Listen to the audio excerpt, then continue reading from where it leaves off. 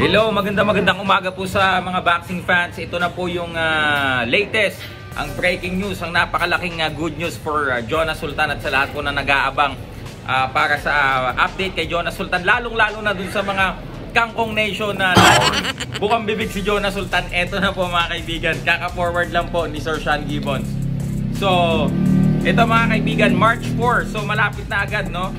Si Champ Jonas naman, kahit nandito siya ngayon sa Pilipinas, patuloy naman po yung kanyang pagpapawis, nag-jogging po siya. Kanina magkausap po kami with his local promoter, si Boss Juni Navarro. March 4 po mga idol sa Toyota Center sa Ontario, California. Yan po ay magiging 10 rounds. Jonas Sultan versus Javier Mendoza ng Tijuana, Mexico.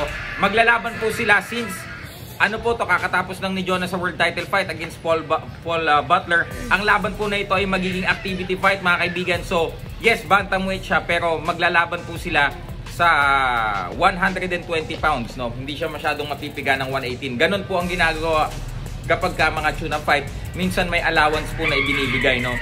So yan po mga kaibigan, si Jonas Sultan ay babalik po ng Amerika. Ngayon po mga idol ay pinoproseso na po ang kanyang US visa. Dahil yung P1 visa mga idol, usually every 2 years po yan. Kapag meron kang non-immigrant working visa, yan po ay 2 years lamang ang ibibigay sa'yo, then you have to renew it. So yun mga kaibigan, ngayon pinoproseso na nila Sir Sean yung US visa ni Jonas. At pinapamadali na dahil nga March 4 ito pong laban ni Jonas Sultan. Ngayon, sino po ito si Javier Mendoza? Of course, kung yan po ay activity fight lamang, ito po yung mauri ng kalaban na for Jonas Sultan to look good. But syempre hindi po natin pwedeng baliwalain o maliitin yung mga ganitong klaseng kalaban, lalo na from Tijuana, dahil yan po mga ganyan kagaya natin na mga Pilipino, galing po sila sa third world country, lumalaban para meron pang bilis sa kanilang hapagkainan. So talagang they came from poverty din. So talagang lalaban at lalaban din ito at hindi mo pwedeng maliitin. So Champ Jonas Sultan, congratulations at talagang hopefully pag after this fight mapwesto ka uli sa para naman sa world title fight. Ngayon mga idol, ito po mamaya gagawin ko uli ng content.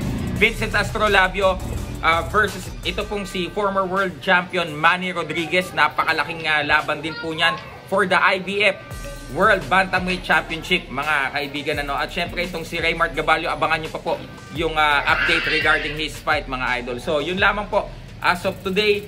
And sa mga iba po pa pong fighters ng MP, Feb 11 mga idol, si Champ Yumir Marshall malapit na, no?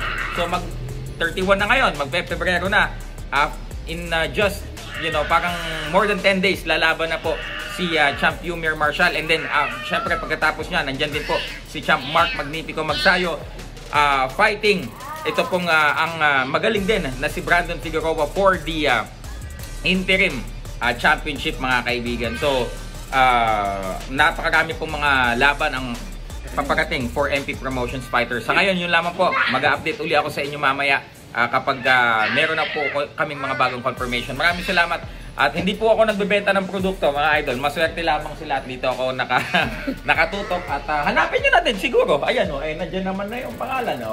Tatins. Ayan mga kaibigan. Mag-order kayo. Yun lang.